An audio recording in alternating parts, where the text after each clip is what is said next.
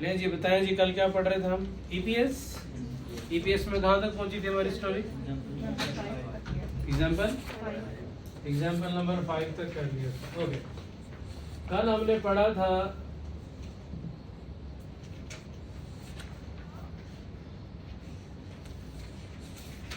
Earning per shares में। हमने कल अर्निंग्स के इफेक्ट को देखा था और हमने कहा था अर्निंग्स का मतलब हमारे पास क्या होता है? Profit after tax minus preference dividend, और इसको डिवाइड किया था हमने किससे? Average number of ordinary shares.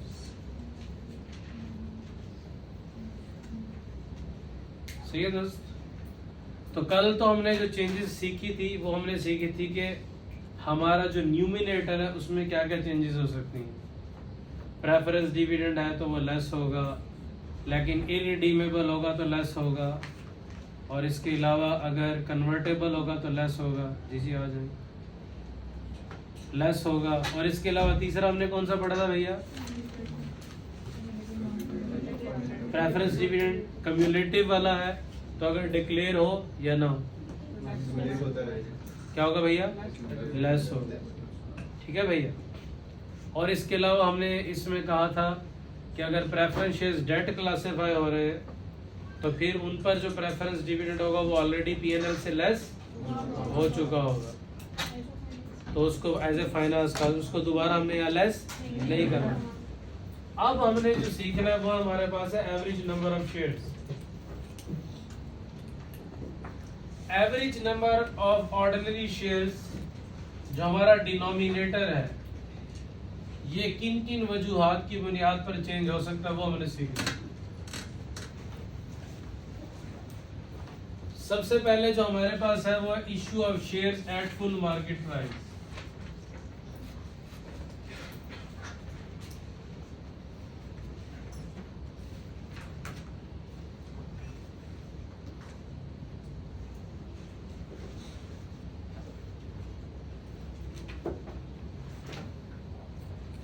Issue of shares at full market price मतलब मार्केट में जो प्राइस चल रहा है उसी पे आप शेयर इशू कर रहे हैं, किसी आदमी को कोई फेवर नहीं दे रहे। इसको क्या कहते हैं? Issue of shares at full market price. जो मार्केट में प्राइस चल रहा है 15 रुपए, आप 15 रुपए पे इशू कर रहे हैं। दूसरा हमारे पास क्या हो सकता है?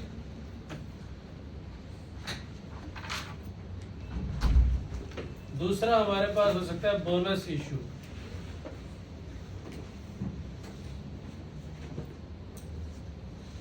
बोनस इशू का मतलब होता है कि आप शेयर्स मुफ्त में इशू कर रहे हैं। बोनस इशू का मतलब क्या होता है कि आप शेयर्स किस में इशू कर रहे हैं? मुफ्त में इशू कर रहे हैं। इसके बाद हमारे पास होता है राइट इशू।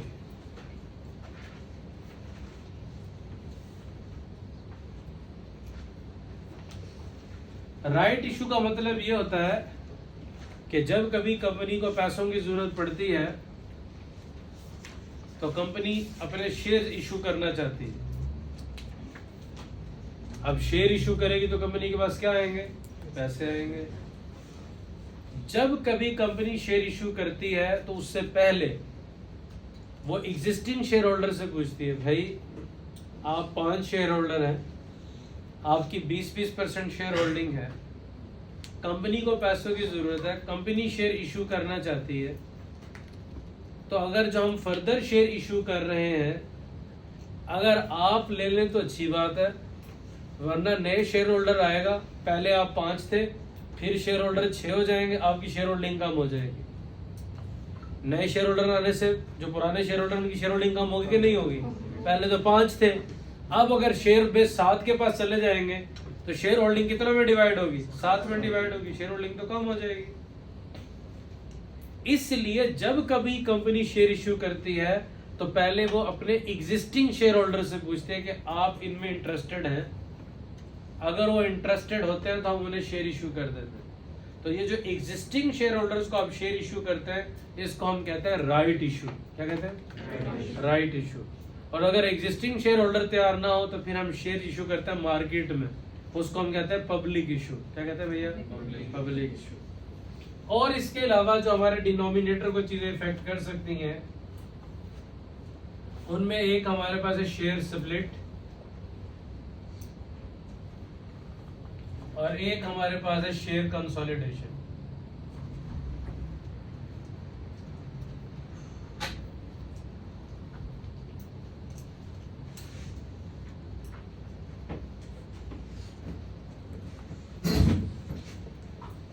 सही है दोस्त?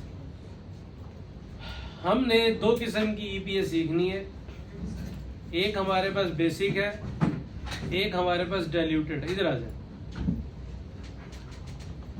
एक हमारे पास कौन सी ईपीएस है?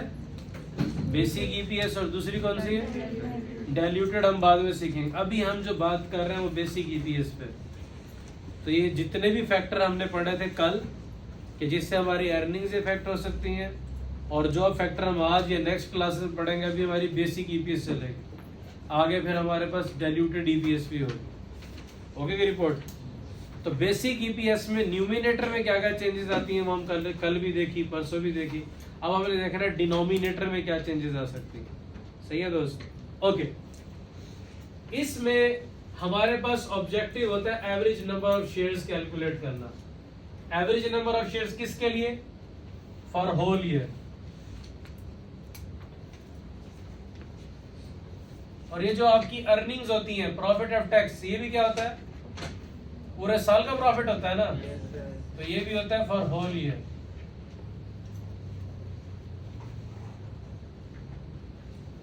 अब अगर कोई आदमी ये कहे कि उसके जो शेयर्स थे वो जनवरी 1 को 1 लाख थे, during the year no issue, during the year, और जो उसके दिसंबर 31 पे थे वो भी 1 लाख थे। ओपनिंग शेयर्स कितने थे भैया? क्लोजिंग कितने हैं? तो पूरे साल का एवरेज बताएं। 1 लाख। सिंपल। 1 लाख ओपनिंग थे, हर रोज उठते थे, कितने होते थे? 1 लाख। पूरे साल एवरेज कितने शेयर्स थे? 1 लाख शेयर्स थे। तो इसमें तो एवरेज शेयर्स कैलकुलेट करना आसान है। लेकिन अगर यही डाटा हम इधर लिखें कि जनवरी 1 को 1 लाख थे, आपने जुलाई 1 को फर्दर इशू किए 50,000, ठीक है भैया, और फिर दिसंबर 31 पे क्लोजिंग कितने हो जाएंगे? 1.5 लाख। अब बताओ एवरेज कितने? एवरेज नंबर ऑफ शेयर्स बोला जी। पूरे साल के एवरेज नंबर ऑफ शेयर्स बताएं कितने होंगे?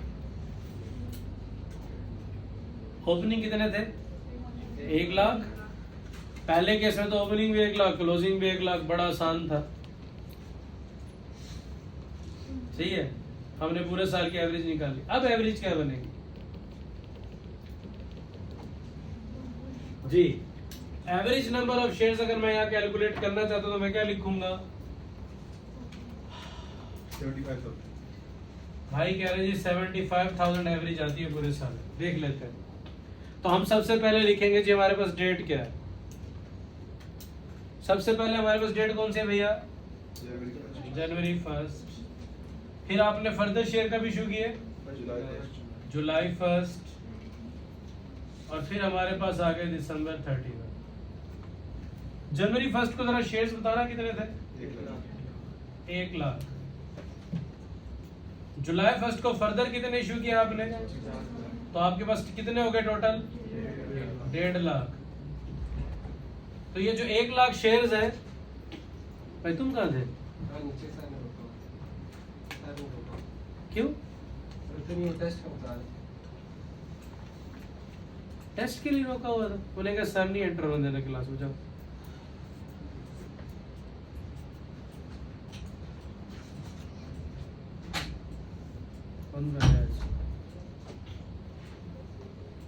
ले जी, ये शेयर्स 1 लाख है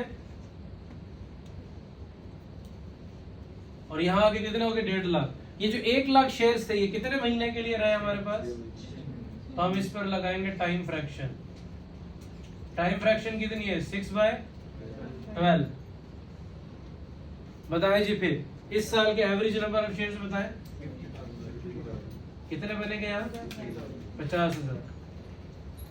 1 लाख की अगर 6 माह की एवरेज निकालेंगे कितने बनेंगे, 6 माह है ना ये शेयर्स, तो हमने निकालनी है पूरे साल की एवरेज। तो 6/12 किया तो हमारे पास कितने शेयर्स बने हैं 50,000। जुलाई 1 को कितने हो गए ये शेयर्स 1 लाख। जुलाई 1 को 50 और इशू किए तो टोटल कितने हो गए 1,50,000। तो इसको 6/12 करके बताओ 75,000। तो पूरे साल के बताओ कितने शेयर्स बने 1,25,000। 75,000 तो जो भाई ने बताया था वो तो हो ही नहीं सकते थे। जब 1 लाख शेयर्स थे तो एवरेज 1 लाख आ रहा था, तो जब 1.5 लाख हो गए तो एवरेज कैसे 75,000 हो सकता है। तो जब आपने एवरेज कैलकुलेट करनी है तो फिर आपने ये देखना है कितने शेयर्स कितने वक्त के लिए रहे, तो पूरे साल की एवरेज आ जाएगी। पहले 6 महीने कितने शेयर्स थे 1 लाख, तो हमने 6/12 किया, टाइम फ्रैक्शन लगाया, हमारे पास एवरेज शेयर्स आ गए।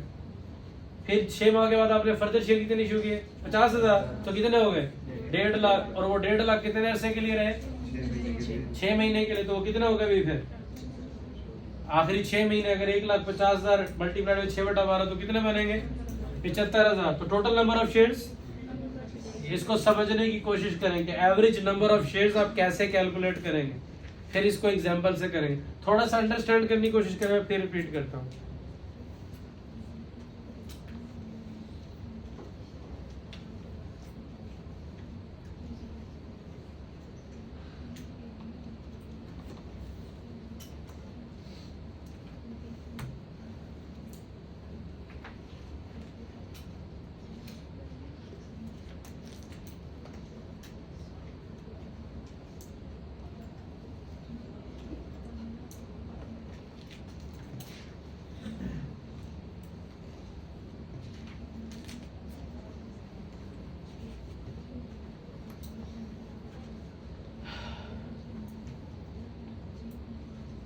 इस बात को रिकनसाइल करने के लिए आप जरा बुक पे आए। बुक में पेज नंबर 54, जो मैं कह रहा हूं वो करें, बोर्ड को अब छोड़ दें। पेज नंबर 54 पे आए। पेज नंबर 54 पे एग्जाम्पल नंबर 7 है फ्राइडे लिमिटेड। फ्राइडे लिमिटेड की एग्जाम्पल को खुद पढ़े और उसके आंसर को अंडरस्टैंड करें। देखिए 10% समझ आता है, 5%, 20%, 25%, कितना समझ आता है देखें शाबाश।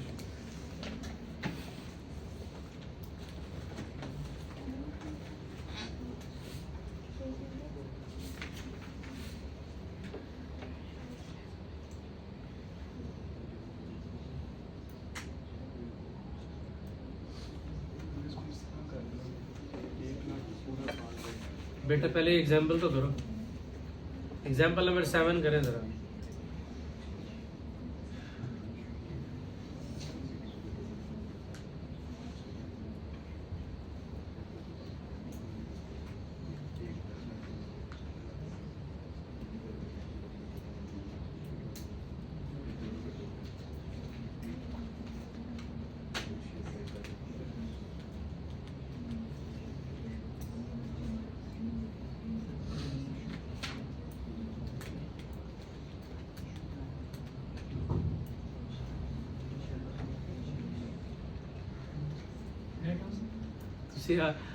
मैंने कहा सिर्फ सर को बता गए हैं, ये असल में ना बाहर भी निकल जाते हैं सर। आज का थोड़ा सा बस सर तुसी एक्सप्लेनेशन ना दो, भेज देने बस, ठीक है जजाकल। आप मुझे मैसेज कर देते नहीं, मैंने कहा खुद आ जाऊंगा। जजाकल।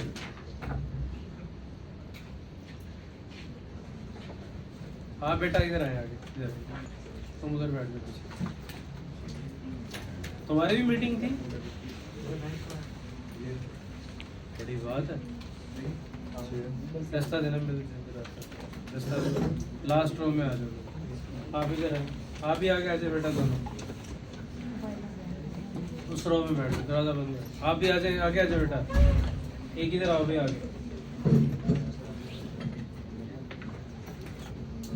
एक और बंदा आगे आ जाओ, आप भी आगे आ जाओ। आप इस चेयर पे आओ।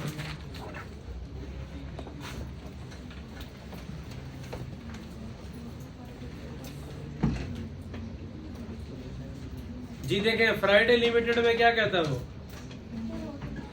फ्राइडे लिमिटेड में कहता है Friday limited has a financial year ending December 31. On 1st January 2001, there were 6 million ordinary shares in issue. जब ये साल शुरू हुआ 1 जनवरी को, तो हमारे पास कितने शेयर्स थे? 6 million. On 1st April 2001, it issued 1 million new share at full market price.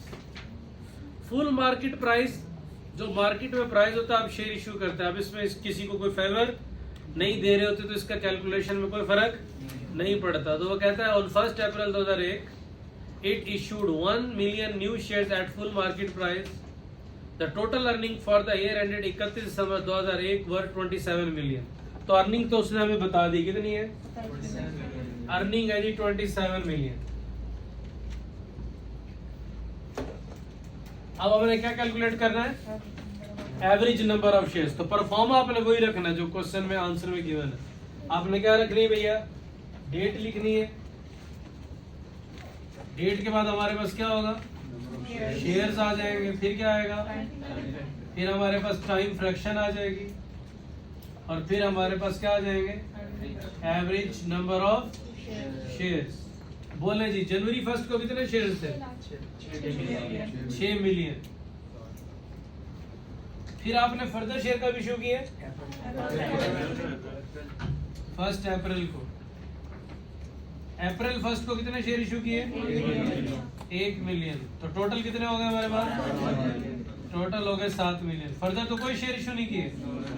Okay, 1 जनवरी से अप्रैल 1 तक कितने महीने बनते हैं? 3। तो टाइम फ्रैक्शन क्या लगेगा? 3/12। अब फर्दर कोई शेयर इशू किए नहीं, तो अब अप्रैल 1 से दिसंबर 31 क्या टाइम फ्रैक्शन लगेगा? 9/12। बताएं जी फिर एवरेज नंबर ऑफ शेयर्स इसका बताएं। 1.5 मिलियन और 5.25 मिलियन। तो total average number of shares 6.75 million. तो इस तरह से हम average number of shares calculate करते हैं। Issue of full market price में तो कोई परेशानी नहीं है, शेयर इशू करेंगे, नंबर ऑफ शेयर्स बढ़ जाएंगे। लेकिन हमारे लिए टारगेट होता है एवरेज नंबर ऑफ शेयर्स। क्या कैलकुलेट करना होता है? एवरेज नंबर ऑफ शेयर्स हमने कैलकुलेट करने होते हैं। और एवरेज नंबर ऑफ शेयर्स कैसे कैलकुलेट होंगे भैया? जिस डेट को आप शेयर इशू करते जा रहे हैं उस डेट को सब कैलकुलेशन करते जाएं, तो जो भी महीने होंगे उनका एवरेज आ जाएगा हमारे पास। सही है दोस्त? तो एवरेज नंबर ऑफ शेयर्स कितने आ रहे हैं? 67500000। बताओ क्या आती है EPS? ₹4 पर शेयर। 1 मिनट है जी, जरा देख लें। अगर किसी बच्चे को फ्राइडे लिमिटेड समझने की पूछ लें।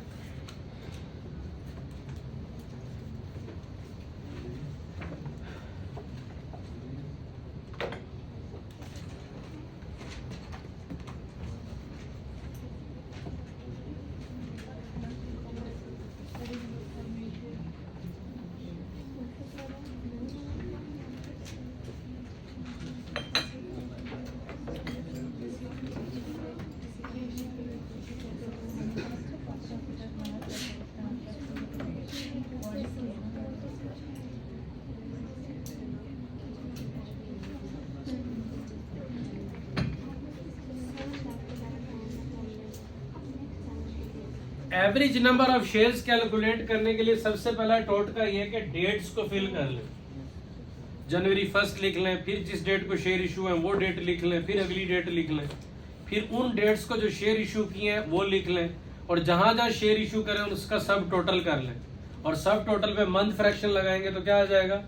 Average number of share. इसकी एक और प्रैक्टिस है एवरेज नंबर ऑफ शेयर्स की। इसी के आगे लिखा हुआ संडे लिमिटेड। खुद ट्राई करें, देखें 10% समझ आता है, 20%, 5% कितना आता है, जरा करें संडे लिमिटेड।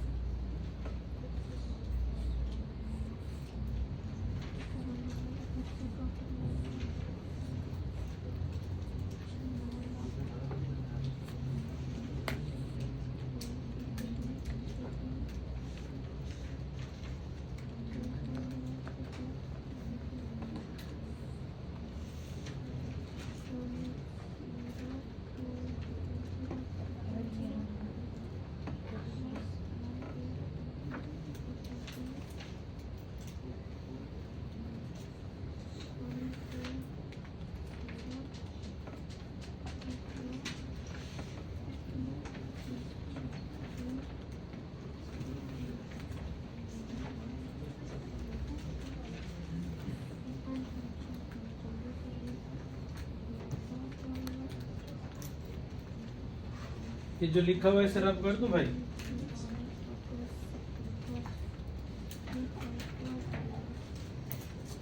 ये इंशाल्लाह 1-2 दिन में एक्सटेंड हो जाएगा रूम। उसको भी मेरे पास इनवाइस वगैरह आ गई है, तो जब आप इंशाल्लाह दोबारा क्लास में आएंगे तो ये खुला होगा। ये रब करने लगा हूं भैया मैं।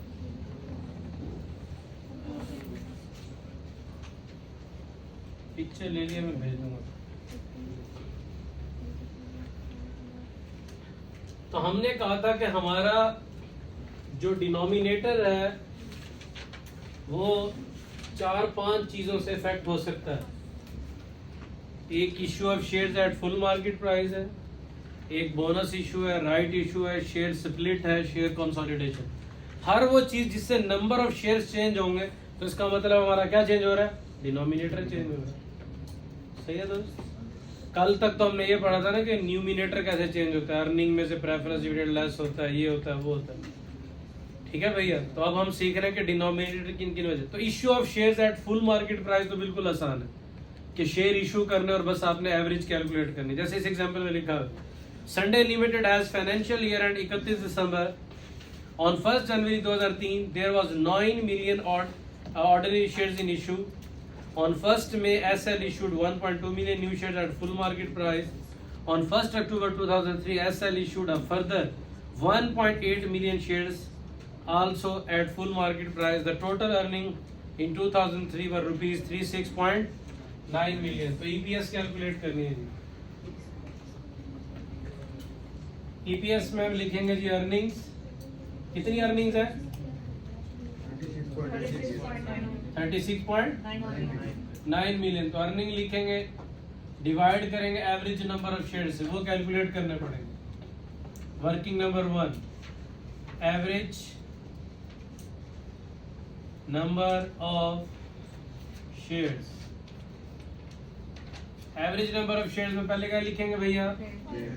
डेट लिखेंगे, फिर शेयर्स लिखेंगे, फिर और भी फ्रैक्शंस आएंगी, आगे आएंगी तो वो टाइम फ्रैक्शन हो सकता है, यहाँ अदर फ्रैक्शंस हो सकती हैं, वो लगाएंगे और फिर हमारे पास आएंगे average number of shares. Okay, सबसे पहले डेट लिख लें। सबसे पहले हमारे पास कौन सी डेट आ रही है? जनवरी 1। नेक्स्ट शेयर कब इशू हो रहे हैं? May 1 लिख लें। सबसे पहले डेट्स लिख लें और उसके बाद अक्टूबर 1। अक्सर लोग कहते हैं जब FR1 के पेपर नजदीक आते हैं EPS नहीं आता। बिल्कुल सीधा सा टॉपिक है, वो मुश्किल नहीं है, बस साथ साथ करते जाएं जो हो रहा है। अब शेयर्स लिखते जाएं। जब ये साल शुरू हुआ था शेयर्स कितने थे? 9 मिलियन। ओके, आपने May 1 को कितने इशू किए? तो जो इस डेट को जो आपने चेंज की पहले वो लिख लें। तो चेंज करके कितने शेयर्स बढ़ जाएंगे? 10.2 मिलियन। और उसके बाद 1 अक्टूबर को कितने शेयर इशू किए? हाँ, 1.8 मिलियन। और आपके पास शेयर्स कितने हो जाएंगे? 12 मिलियन। तो आप पहले शेयर्स कैलकुलेट कर लें, फिर इन डेट्स को कंपेयर करके मंथ फ्रैक्शन लगा लें और आखिरी डेट आपने रखनी है दिसंबर 31।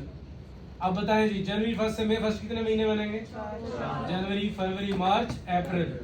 4/12। तो 9 मिलियन को 4/12 करेंगे तो 4 माह की एवरेज आ जाएगी। फिर कितने शेयर्स हो गए? 10.2 मिलियन। अब ये कितने महीने तक 10.2 मिलियन रहा?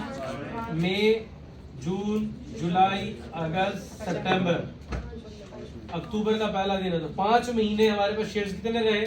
10.2 मिलियन। तो 5 महीने ये रहे 5/12। फिर अक्टूबर को हमारे पास हो गए 12 मिलियन। अक्टूबर, नवंबर, दिसंबर, 3 महीने बनते हैं।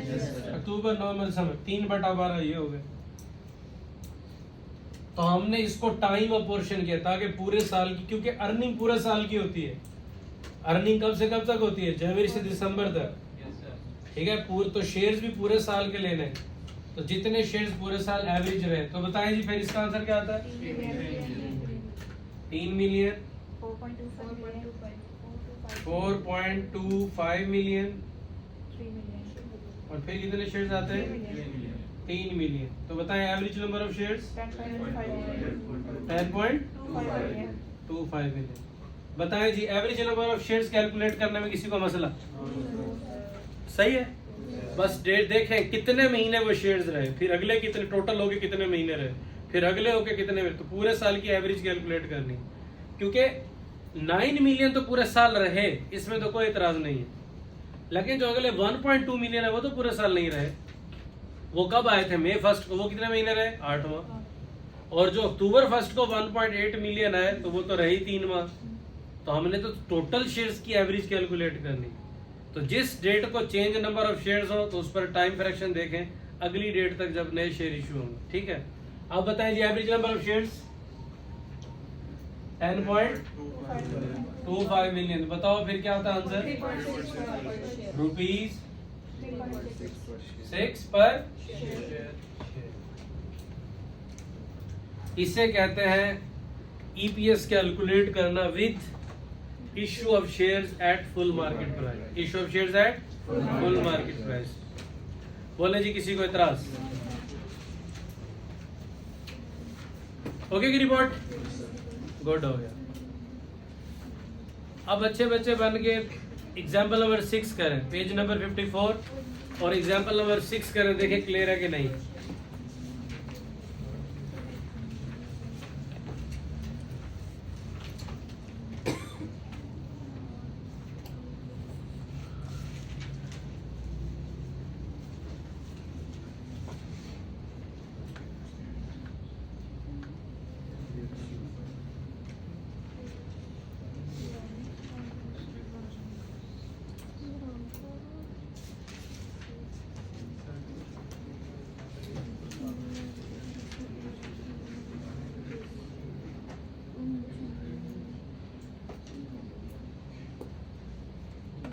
आयशा नहीं आई आज।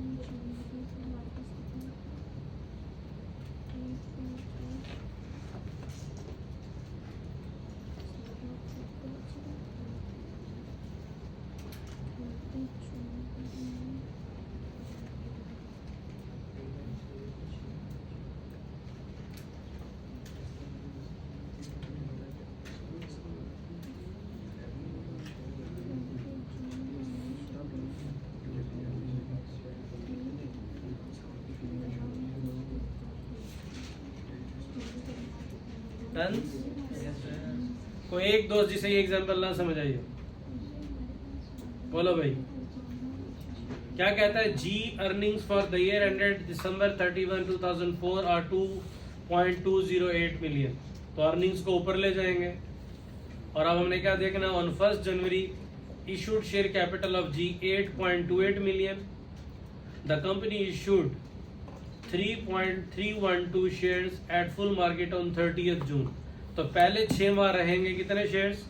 8.28 और फिर 1 जुलाई से 8.28 में 3312 ऐड करेंगे तो टोटल नंबर ऑफ शेयर्स आ रहे हैं 11592। तो वो 6/12 करेंगे तो उसका भी शेयर्स आ जाएंगे एवरेज। दोनों को टोटल करेंगे एवरेज नंबर ऑफ शेयर्स। तो total earning divide by average number of shares तो ईपीएस आ जाएगी। कोई एक ऐसा दोस्त जिसे एग्जांपल 6 समझना है मैं करा देता हूँ। अटेंडेंस होगी दोनों तरफ से? इधर से नहीं, इधर से होगी। बोलो बच्चा पार्टी। उम्र क्लियर है? आपका नाम क्या दोस्त? अहमद। क्लियर है भाई? आपका नाम? ठीक है, ये टैक्स वाली आ गई। ओके, क्या नाम बताया? अब्दुल्ला अहमद। और तेरे नाम समझ आ गया है? उसने बालों का स्टाइल ही चेंज कर लिया, पहले वो पफ निकाल के आता था सलमान खान वाले, और तेरे नाम बना हुआ था। अब पता नहीं किसका स्टाइल है। किसकी मूवी के मुंह पे आते हैं? शुक्र कर तेरे मुंह पे कुछ तो आता है। वो बेशक तेरे अपने बाल क्यों ना, ये भी हौसला तेरे बालों का। ले जी नाजरीन, आगे हमारे पास है जी bonus issue, page number 55।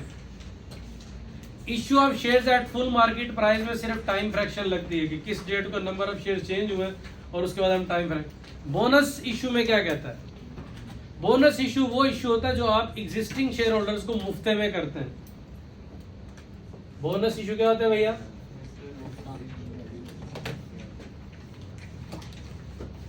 Bonus issue में शेयर्स इशू किए जाते हैं। Shares are issued to existing shareholders without receiving anything from shareholders। Company share issue करती है एग्जिस्टिंग शेयर होल्डर्स को और कंपनी को कुछ भी नहीं मिलता। सही है दोस्त? इस बात का मतलब कि हम ये शेयर्स क्या इशू कर रहे होते हैं? मुफ्ते में। किसमें इशू कर रहे होते हैं?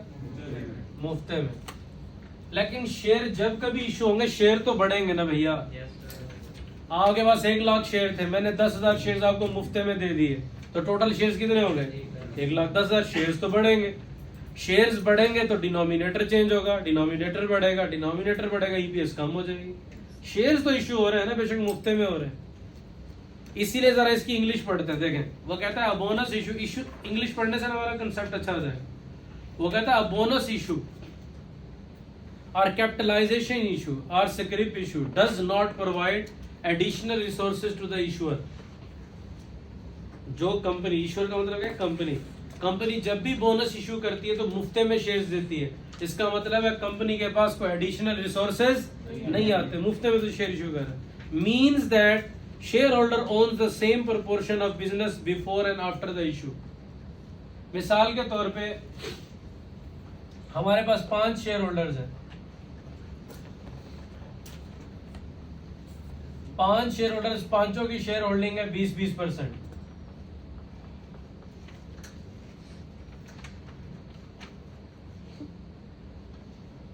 हम शेयर इशू कर रहे हैं, हमने कहा जी टोटल हमारे पास शेयर्स है 100 और 5 शेयर होल्डर है। हमने कहा जी जिनके पास 2 है ना, उनको 1 शेयर मुफ्त में दे दो, 1 for 2। हम क्या इशू कर रहे हैं? 1 for 2 बोनस इशू।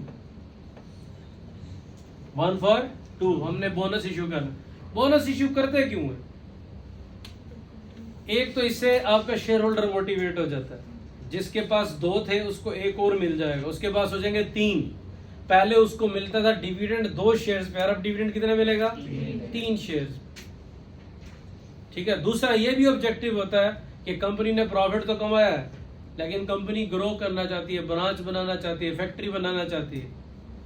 अब गवर्नमेंट को उसको, आपकी को जो कंपनी है उसको पैसों की जरूरत है, कैश में डिविडेंड नहीं दे सकती, तो अपने शेयर होल्डर्स को मोटिवेट रखने के लिए वो पैसे नहीं देते बल्कि मुफ्ते में शेयर्स दे देते हैं। शेयर ये खुश होता है चलो कैश नहीं आया, शेयर तो आया। पहले 2 शेयर्स पे मिलता था डिविडेंड, अब कितने पे मिलेगा सारी जिंदगी? 3 पे, इसलिए वो भी खुश हो जाते हैं। तो आपके पास जो रिजर्व होते हैं आप उनको यूटिलाइज कर लेते हैं, किसमें? शेयर इशू करने में। इसलिए उसको नाम कैपिटलाइजेशन इशू भी है कि आप उसको क्या करते हैं? रिजर्व को यूज कर लेते हैं और उसको डिस्ट्रीब्यूट करते हैं शेयर होल्डर्स में, लेकिन कैश की सूरत में नहीं बल्कि शेयर की सूरत। सही है? ओके। अगर मैं 1 for 2 इशू करूं तो बताएं जी, अगर आपके पास 100 शेयर्स और टोटल, जिसको 100 कम लग रहे हो 7 मिलियन लिख दे, समझाने के लिए 100 बहुत। बताओ भाई, अगर तुम्हारे पास 100 में से अगर 20% शेयर होल्डिंग हो तो आपके पास एग्जिस्टिंग शेयर्स कितने होंगे बताओ?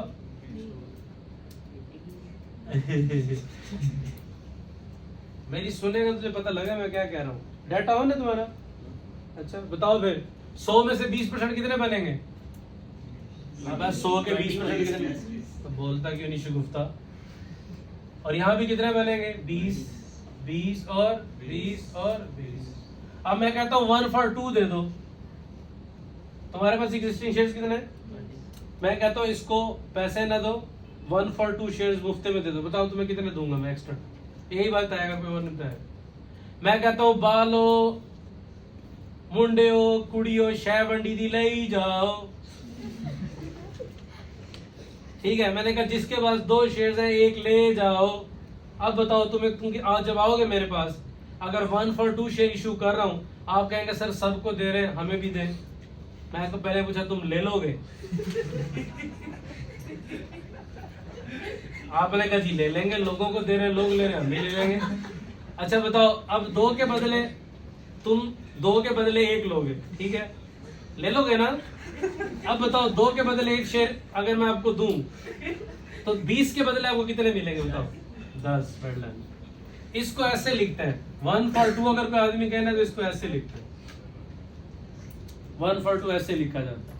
अगर कोई आदमी कहे 2 for 3 तो ऐसे लिखेंगे। अब ये 1 for 2 जो है ना मेरी बोनस फ्रैक्शन है, क्या भैया? अब मैं इसको 20 से मल्टीप्लाई करता हूँ, आंसर बताना क्या बनेगा? वही बनेगा जो भाई कह रहे थे, कितने? 10 शेयर्स। तो टोटल कितने हो जाएंगे आपके पास? 30 शेयर्स। और अगर मैं टोटल शेयर्स पे फ्रैक्शन लगाऊं तो कितने शेयर इशू कर रहा हूं मैं? कितने लिए थे अभी तुमने? 2 के बदले 1 लिया था ना शेयर, तो 20 के बदले कितने लिए? शेयर्स। तो क्या तो 100 के बदले कितने मिलेंगे एक्स्ट्रा? कितने मिलेंगे भैया? 50 शेयर्स ले लिए। अच्छा किसको? तूने लाइसेंस से लेने हर किसी को मिलेंगे, जो लेना चाहे उसको शेयर्स मिलेंगे, लेकिन उसके लिए जरूरी है कि ऑलरेडी उसके पास क्या मौजूद हो? शेयर्स मौजूद होने चाहिए, ठीक है भाई? हाँ ओके, तो कितने आपने नए शेयर इशू किए? 50। अब आप जब ईपीएस कैलकुलेट करेंगे फॉर्मूला क्या होगा?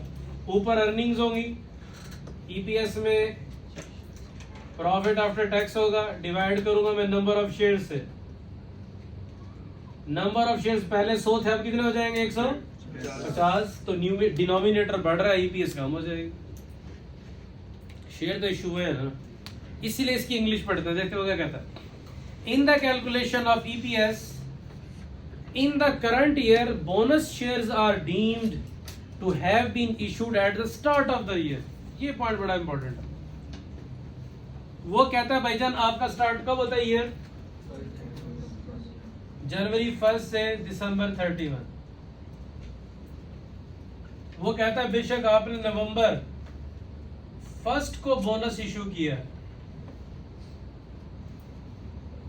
लेकिन ये अज्यूम होगा कि ये आपने शेयर इशू कब किए थे?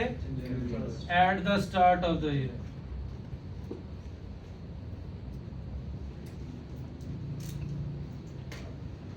वजह, ये शेयर्स ऐसे हैं जैसे हमेशा से हमारे साथ थे। ये शेयर्स बोनस इशू ऐसे होता है जैसे ये हमेशा से हमारे साथ थे, ठीक है भाई? ये ऐसे है जैसे जहेज में साथ आए थे। कौन साथ आए थे? जहेज में साथ आए थे। हाँ हाँ क्या साथ? चलो तेरे नाम क्यों किसी और तरफ लेके जा रहा मुझे? टाइम बहुत थोड़ा, क्लास का टाइम है ना 2-2.5 घंटे, और दिन में घंटे हो 50, फिर तो ठीक है। 24 घंटे क्या करें? लो जी नाज़रीन, तो उसने क्या लिखा है इंग्लिश में? In the current year the bonus shares are deemed to have been issued at the start of the year. बल्कि कहता है ये भी नहीं, ये शेयर्स ऐसे होंगे जैसे हमेशा से हमारे साथ थे। अगर पिछले साल की ईपीएस कैलकुलेट करोगे तो उसको भी चेंज करोगे। अगर हजरत आदम अलैहिस्सलाम के दौर का भी डाटा गिवन होगा, अगर बोनस इशू होगा तो पिछली सारी ईपीएस रीस्टेट करनी पड़ेगी, क्योंकि बोनस इशू ऐसे होता है जैसे ये हमेशा से हमारे साथ है। देखो अगली लाइन में क्या कहता है, कंपैरेटिव फिगर्स। अगर 2024 की फाइनेंशियल स्टेटमेंट बनाएंगे तो उसका कंपैरेटिव कौन सा साल होगा? 2023। 2024 के कंपैरेटिव कौन से होंगे? 2000।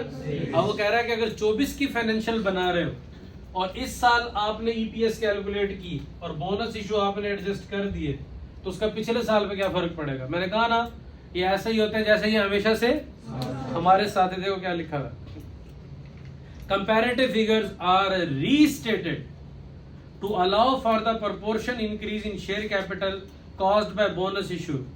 Doing this treat the bonus issue as if it had always been there in existence. ये ऐसा ही है जैसे हमेशा थे, मुफ्ते में है ना भैया, ये एक्चुअल इंक्रीज इन शेयर्स नहीं है, ये ऐसा ही है जैसे मुफ्ते में शेयर्स थे। ये शेयर्स मौजूद थे, right of existing share holder था, इशू आपने आज किए। क्या किए? कोई एक्स्ट्रा फंड नहीं है, इशू आज किए, लेकिन ये हमेशा से थे, उनका राइट मौजूद था। तो जो मुफ्ते के शेयर्स होते हैं वो क्या होते हैं भैया? जैसे वो हमेशा से हमारे साथ। तो इसलिए इस साल भी अगर आप कैलकुलेट करेंगे तो इस साल भी वो कैलकुलेट पूरे होंगे और पिछले साल की ईपीएस को भी क्या करेंगे? हम रीस्टेट कर देंगे। ओके की रिपोर्ट जी? हाँ, पिछली जितनी भी आपको ईपीएस में से एक साल की ही होती है। अगर आपको एक साल की दी जाए तो कंपैरेटिव सिर्फ किसका होता है? पिछले एक साल का। बस अभी इतना मैंने आपका ज़हन बनाना था कि जो हमारे पास बोनस इश्यू होते हैं वो ऐसा ही होते हैं जैसे ये हमेशा से हमारे साथ। और अगले पेज पे जरा देखें बोनस फ्रैक्शन कैसे कैलकुलेट होती है, देखें पेज नंबर 56 पे लिखा हुआ है number of shares in holding after the bonus issue, number of shares in holding before the bonus issue. Bonus fraction कैसे कैलकुलेट होती है? मिसाल के तौर पे मैं आपको कहता हूं 1/2, 1/2। जरा बताना ये जो लिखा हुआ फार्मूला बोनस फ्रैक्शन का, बताओ न्यूमिनेटर में क्या लिखूं बोनस फ्रैक्शन के लिए? पढ़ के बताओ इंग्लिश में क्या लिखा है। अब अच्छा है, देखो भाई क्या लिखा हुआ है, number of shares in holding after the bonus issue. जिसके पास 2 थे उसको एक और दे दो तो उसके पास कितने हो जाएंगे? 3। तो न्यूमिनेटर में 3 आएगा और नीचे क्या आ रहा है? Number of shares in holding before the bonus issue, तो वो कितना आएगा? तो जिसके पास 2 है उसके पास अब क्या हो जाएंगे? 3। तो बस बोनस इशू के एतबार से इतनी बातें अपने ध्यान में लेके जाएं कि बोनस इशू मुफ्ते में होता है, bonus issue existing share holder को होता है, बोनस इशू में कोई एक्स्ट्रा रिसोर्सेज नहीं आते, बोनस इशू ऐसे होता है जैसे हमेशा से हमारे साथ हो। बोनस इशू अगर पिछले साल का डाटा भी गिवन हो या बेशक पिछले 20 सालों का डाटा गिवन हो, सारी कैलकुलेशन को क्या करना पड़ेगा? रीस्टेट करना पड़ेगा। थोड़ा सा कंसेप्ट बन गया बोनस इशू का, इसको दोबारा रिवाइज कराऊंगा और फिर हम अगली क्लास में जो है वो सीखेंगे बोनस इशू की ईपीएस पर क्या इफेक्ट पड़ता है वो देखेंगे। अभी आपने घर जाके जो पहला हिस्सा पढ़ा था, continued, discontinued, preference shares, cumulative, non cumulative, convertible, non convertible, redeemable, irredeemable, ठीक है भैया, वो सारे जो पॉइंट आपने पढ़े थे, जो पहले सारे पॉइंट पढ़े थे, जो सारे पॉइंट पढ़े थे ना जो मैं बोल रहा हूँ वो सुनना जरूरी है। सही है भैया? और आज सिर्फ हमने क्या सीखा? आज हमने क्या सीखा? Issue of full market price, वो तो क्लियर है ना, तो बस उसको करके आना। बोनस इशू हमने बोनस में पढ़ लिया, मुफ्ते में पढ़ लिया। बोनस इशू आज के एजेंडे में नहीं था लेकिन थोड़ा सा कंसेप्ट बन गया बाकी। अच्छा अगली बात से बंद करो।